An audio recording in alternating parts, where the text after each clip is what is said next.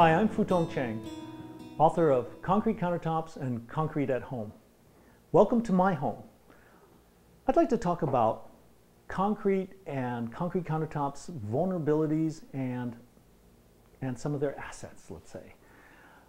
Concrete itself is a very strong, inherently strong material, but there are some things it's vulnerable to. For instance, erosion.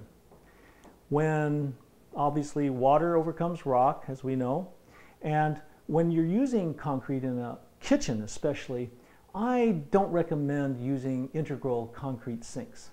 And here's a direct evidence of why. I've had this countertop now for 25 years. It looks beautiful.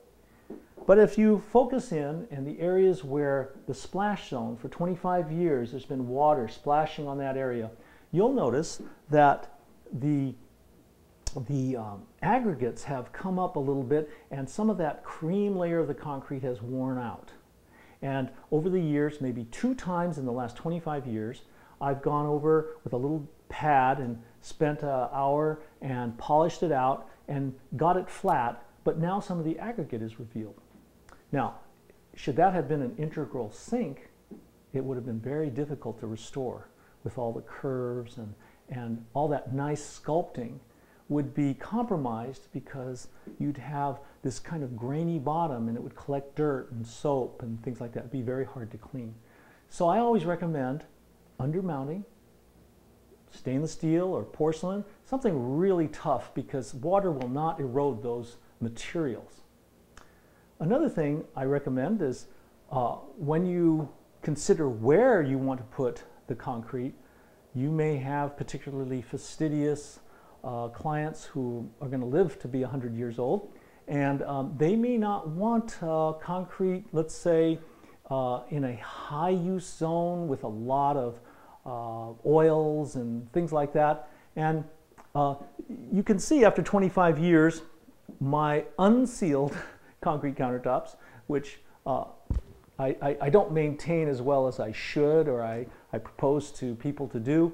I've been a little bit neglectful like that. And so you can see the worst it gets. And next to my stove, you'll see it's a little darker around the stove itself. And that's just years of use with some oil. So oil kind of splattering, you know, Chinese cooking, wok cooking, and things like that. And that's the worst it gets. So you can see that with some particular people, they may not want something like that to happen, and so you could put something, other material there, stainless steel perhaps, and you would keep the concrete over here with the water and in the sink area. So when you're considering concrete, think about, if you're a professional, think about your client.